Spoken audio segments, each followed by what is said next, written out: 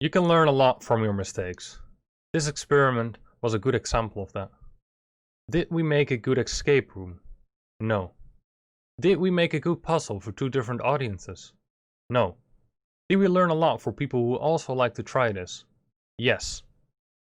First of all, don't underestimate the importance of a good story and let your room tell that story throughout the environment. We didn't think at all about that in our story, and there were a lot of questions from the players because of that. The puzzle wasn't worked into the narrative and had no connection to the room, for example. Actually, a good escape room is divided from the bad ones by that fact. By not doing it, we found out how you have to start with onboarding, so you can explain the story, setting, and role of the player. Most preferably using the surroundings as part of the puzzle. And when a puzzle is solved, there has to be a rewarding ending, which concludes the story and feels like a logical ending considering the actions of the player during the experience. Secondly, if there is a passive audience, the players need to be made aware of that and have to be able to communicate in some sort of way. Now, everything the Twitch users didn't make sense to the Neos players, and they thought it was random or based upon time. The Twitch viewers, however, felt like they didn't belong in the experience and were just watching a stream. They could input commands, but because the Neos users didn't know it was them, the viewers on Twitch didn't care, since they didn't get any acknowledgement or appreciation for their actions. Some sort of way of communication between the Twitch viewers and the Neos players would have been a step in the right direction, in our opinion. Thirdly, because most of the objects in the room were grabbable, the Neos players had an added feeling of agency, since they have influence on the room around them.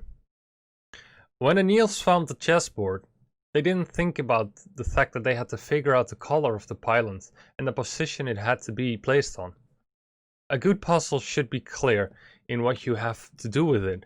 You found a lock, and the goal is to find a key. You found a world map, the goal is to find a location. You found a tube with a floating ball with a key attached to it, halfway filled, but you can't put your hand in the tube to grab the key. The goal is to fill the tube up with more water, so the ball floats to the top of the tube and you can take it out. The road towards solving a puzzle doesn't have to be clear, therefore it's a puzzle. But it should be clear what the goal is, and when it's solved, what the result is. That should click in the heads of the players. Maybe not immediately, but when they found a few pieces of the puzzle, it should become clear what the goal is. Make sure when designing a puzzle that there are no other outcomes than the right ones. Players will feel like they have solved it, but then don't know what to do with it further. They will more likely blame that on that they don't understand what comes after the puzzle, instead of them not solving the puzzle correctly. They won't take the time to consider other options as soon as they think they solved the puzzle and are thus done with it. This will result in them getting stuck for an annoyingly long amount of time. If you're making two roles codependent, the experience will completely be ruined if one of the roles doesn't execute its role in a certain way. Design around this in a smart way. What will happen to the other, and how are they able to proceed if one doesn't do anything at all? What if he tries but he just can't manage to do it? Make sure, for example, that the two roles can help each other. We think that teamwork is a better form of cooperative play than dependency. If one chooses not to execute his role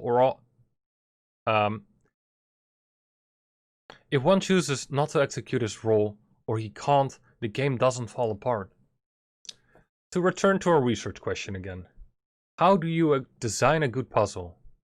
We don't know exactly how to design a good puzzle, but we know it's a lot harder than we thought, and we sure learned a lot about it. How do you include a passive audience in the interactive experience whilst they're feeling like they still have agency? First off, don't do it the way we did it. That's for sure. But we do think that with more time and thought put into it, Twitch and Twitch commands could work very well in combination with Neos. as long as it fits the complete experience and there is a way of communication between the two, however abstract that may be. How do you facilitate a cooperative connection? In our case, we used walkie-talkies for the two players and matched the surroundings. And it worked, to an extent. But we can imagine that there are many more ways to take a more creative approach to this. For a cooperative connection is a form of communication, as a bare necessity in any form that may be. Besides that, you also need to be aware of each other's existence. That may seem very logical, but it's something we failed at between the Neos players and the Twitch viewers. One of the biggest things, in my opinion, that we have learned from this project is learn from your mistakes.